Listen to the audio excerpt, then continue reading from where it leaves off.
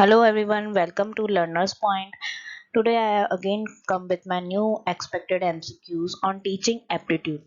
In this video, I am providing some of the new expected MCQs with the new concept और अच्छे level के questions जो है मैंने इसमें काफ़ी ऐड किए हैं जो एग्जाम पॉइंट ऑफ व्यू के हिसाब से काफ़ी बेनिफिशियल भी है।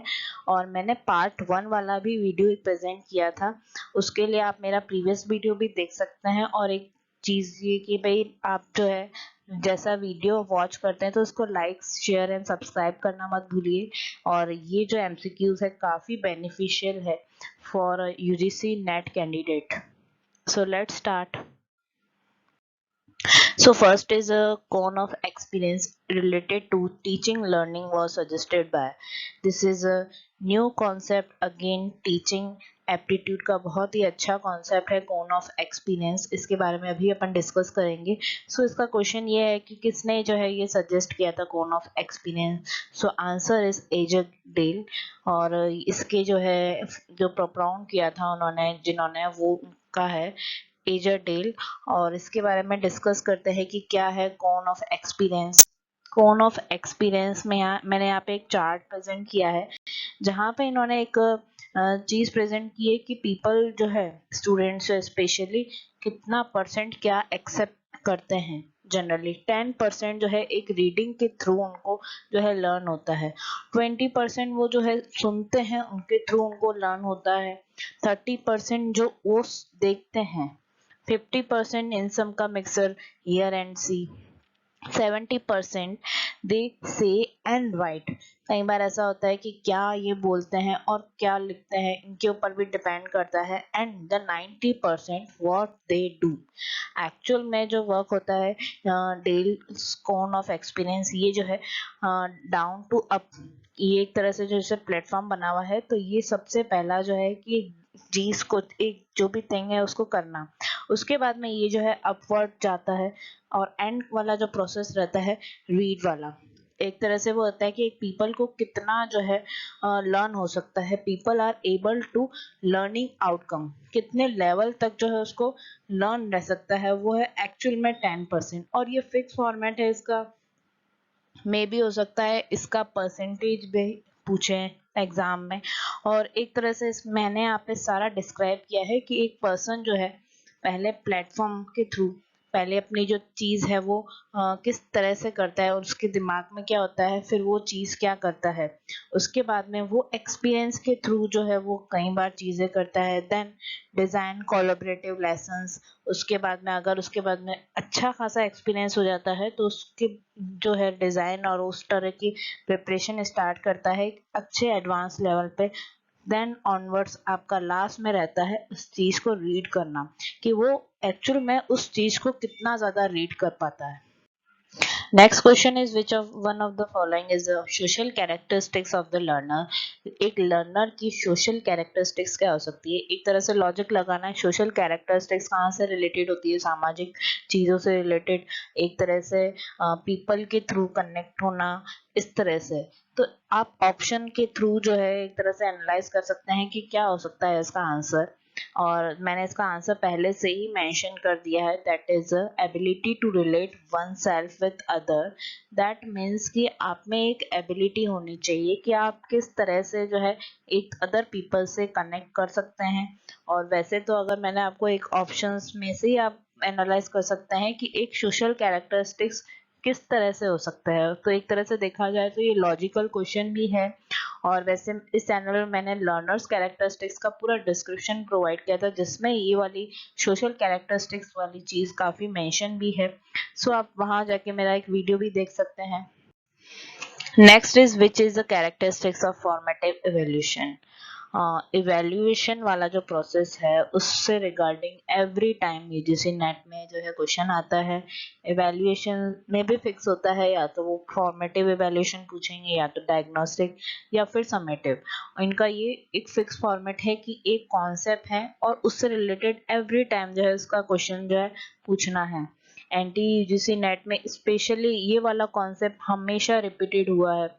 फर्स्ट इसमें ऑप्शन, फर्स्ट ऑफ ऑल इसका मीनिंग जो है वो भी अपन नेक्स्ट स्लाइड में क्लियर करेंगे कि फॉर्मेटिव इवैल्यूएशन क्या होता है, बट इसका आंसर क्या होगा कि कैरेक्टरिस्टिक्स क्या है फॉर्मेटिव इवैल्यूएशन के? So first option is evaluation occurs at the terminal point. Evaluation is used before the program design. Evaluation relate to indicating learners outcome of the teaching. And last is the evaluation is conducted during the teaching. So answer is evaluation is conducted during the teaching. So मेरे next slide में इसका description पढ़ते हैं कि आखिर ये formative evaluation है क्या। इवैल्यूएशन का प्रोसेस, वैसे तो इवैल्यूएशन नाम से ही पता है कि आप किसी भी चीज को जो है इवैल्यूएट कर रहे हो कि उस चीज को किस तरह से जो है आपको वो पूरा समराइज करना है, उस चीज का जो है रिजल्ट प्रेजेंट करना है। सो टीचिंग प्रोसेस में तीन तरह के स्पेशल जो है असेसमेंट होता है, तीन तरह के इवैल्यूएशन होता है मेनली। फर्स्ट इज डायग्नोस्टिक, ये होता है इनिशियल लेवल की कि भाई एक लर्नर है उसकी क्या प्रॉब्लम है वो डायग्नोस करना और उसकी प्रॉब्लम जो है वो सॉल्व करना, ये बिफोर लर्निंग वाला प्रोसेस है, ठीक है। And second is a formative assessment, और ये ड्यूरिंग लर्निंग वाला प्रोसेस है। फॉर्मेटिव में आ जाता है आपका यूनिट टेस्ट, आपने जो भी पढ़ाया है दैट मीन्स कि आपका यूनिट टेस्ट स्टूडेंट्स का लेना, क्वार्टरली टेस्ट लेना, दैट मीन्स कि आप फॉर्मेट कर रहे हो कि भाई स्टूडेंट ने किस लेवल तक जो है वो रीडिंग किया है। एंड देन लास्ट वाला आ जाता है समेटिव, वो हो जाता है आपका सबसे एंड वाला प्रोसेस, लाइक कि अगर टीचर जो है लास्ट में वाला जो असेसमेंट वगैरह लेता है, लास्ट में जो रिजल्ट प्रेजेंट करता है स्टूडेंट का, वो हो जाता है समेटिव कि एक स्टूडेंट का क्या लेवल है, अब आगे उसको किस लेवल पर जो है प्रमोट किया जा सकता है। ये होता है आफ्टर लर्निंग वाला प्रोसेस। सो ये है types of evaluation. I hope आप अंडरस्टैंड कर गए होंगे कि भाई फॉर्मेटिव वाला असेसमेंट बेसिकली है क्या, और उस ऑप्शन से आपको क्लियर हो जाएगा कि फॉर्मेटिव असेसमेंट में क्या आया था। Next question is which among the following is a non cognitive characteristics of the learner. एक नॉन कॉग्निटिव कैरेक्टरिस्टिक्स क्या है? मेरे अगेन इस चैनल में ही कॉग्निटिव कैरेक्टरिस्टिक्स वाला पूरा मैंने एक्सप्लेनेशन प्रोवाइड किया था कि किस तरह से जो है एक टीचिंग प्रोसेस में कॉग्निटिव कैरेक्टरिस्टिक्स वर्क करता है और इसका क्या काम है और इसका मीनिंग क्या है कॉग्निटिव कैरेक्टरिस्टिक्स का। और ये इनिशियल लेवल पर होता है सबसे पहले कि एक बेसिक थिंग जो है एक लर्नर क्या सीख रहा है, ठीक है। एक तरह से कॉग्निटिव एक मेमोरी लेवल ही हो जाता है, दैट मीन्स कि आप जो है इनिशियल प्रोसेस पे हो। और इसमें बोला है कि which among the following is non cognitive. इस तरह से क्वेश्चंस काफी बार एनटी यूजीसी नेट में पूछा जाता है और स्टूडेंट जो है गलत करके आ जाते हैं क्योंकि उनको ये लगता है कि या तो फिर उसने कॉग्निटिव कैरेक्टरिस्टिक्स पूछा है, बट यहाँ पे मेन चीज उन्होंने बोला है नॉन कॉग्निटिव, कि ये सारे तीन चार प्रॉब्लम्स जो है इसमें से कॉग्निटिव है तो नॉन कॉग्निटिव कौन सा है। सो इसमें आंसर होगा इसका, आपके ऑप्शंस दिए हुए हैं recalling, problem solving, identify important sensory inputs, then last is believing what is true. So next last is believing what is true is the answer. Recalling ये एक स्पेशल कैरेक्टरिस्टिक्स है cognitive, problem solving, identify important sensory input, that means कि initial level पर एक student उनकी क्या problem होती है और काफी ज्यादा प्रॉब्लम्स होती है। बिलीविंग व्हाट इज ट्रू ये जो है एक अलग ही तरह का कैरेक्टरिस्टिक्स होता है और ये कॉग्निटिव से रिलेटेड नहीं होता है, क्योंकि एक ये हाईएस्ट लेवल आ जाता है कि स्टूडेंट जो है बिलीव करने लग जाता है कि ठीक है, वो हो जाता है अंडरस्टैंडिंग लेवल पर। सो ये जो थिंग है वो इसमें इंक्लूड नहीं होगी। Next question is the field of study which uses role playing, simulating and self evaluation as a strategies for adult learning is known as। ये जो है ये न्यू कॉन्सेप्ट है और मे भी हो सकता है इससे रिगार्डिंग क्वेश्चन आए कि भाई in the field of study role playing, खुद का रोल प्ले करना, सेल्फ इवेल्यूशन, ये किस तरह का जो है कैरेक्टरिस्टिक्स एक अडल्ट लर्नर्स जो है उसमें किस तरह की जो चीज़ है प्रेजेंट की जाती है और किस में की जाती है। सो इसका आंसर इज एंड्रागोजी, ठीक है। पेडागोजी का मैंने मेरे लास्ट वीडियो में थोड़ा बहुत डिस्क्रिप्शन प्रोवाइड किया था, बट एंड्रागोजी जो है वो पेडागोजी का एकदम अपोजिट है। इन सब के बारे में, इन चारों टर्म के बारे में मेरे नेक्स्ट स्लाइड में देखते हैं कि इसका बेसिकली इन टर्म का मीनिंग क्या होता है।